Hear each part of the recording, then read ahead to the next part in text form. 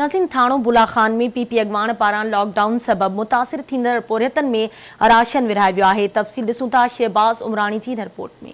आलमी वबा corona virus का बचाव लाइ सिंध हुकूमत जे ऐलान ते थाणो बुलाखान समेत कोस्तान जे समूरनि नंढनि वॾनि शहरनि में गुज़िरियल 44 ॾींहनि खां लॉकडाउन वारी सूरत हाल बरक़रार आहे। लॉकडाउन सबबि दिहाड़ी ते कमाईंदड़ गरीब ऐं मज़दूर तबिको तमामु घणो मुतासिर थियो आहे, जंहिंजी हुकूमत तरफ़ां त का बि मदद न कई वई आहे। उन ॻाल्हि खे नज़र में रखंदे पाकिस्तान पीपल्स पार्टी एमपीए ज्ञानचंद ईसराणी तरफ़ां ज़ाती तौर ते थाणो बुलाखान, थाणो अहमद खान, सरी, मोल ऐं ॿियनि इलाइक़नि जे 5000 खां वधीक माण्हुनि में राशन बैग तक़सीम कया आहिनि। एमपीए ज्ञानचंद ईसराणी तरफ़ां कोरोना वायरस खां बचाव लाइ 5000 सैनिटाइज़र पिणु विरहाया विया आहिनि। जॾहिं त रमज़ान मुबारक जो महीनो शुरू थियण सां ई पहिरें रोज़े खां रोज़ानो जे बुनियाद ते 500 खां वधीक गरीब रोज़ेदारनि में इफ़्तारी जा पैकेट पिणु तक़सीम कया पिया वञनि।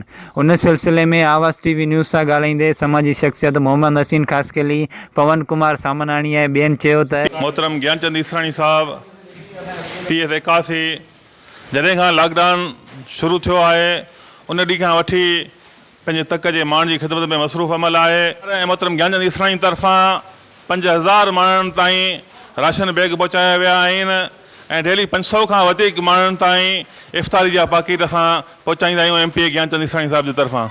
माण्हू पंहिंजे मुश्किलात वॾियुनि मुश्किलातुनि खे मुंहुं ॾेई रहिया आहिनि। उते ई असांजो बहादुर एमपीए झर जंग पहुची माण्हुनि खे राशन, माली इमदाद, तयारु थियल खाधो एतिरे क़दुरु जो रमज़ान जो महीनो जीअं बीठो तीअं पहिरें रोज़े खां वठी मुसलसल 500 खां वधीक पैकेट घर घर पहुचाए रहियो आहे। असांजे कोस्तान जे ॾुथड़ियल इलाइक़नि में जिते ग़रीब माण्हू रहनि था उन में वरी बि एॾी वॾी वबा ख़ुदा जे तरफ़ां अची पैदा थी, कोरोना वायरस।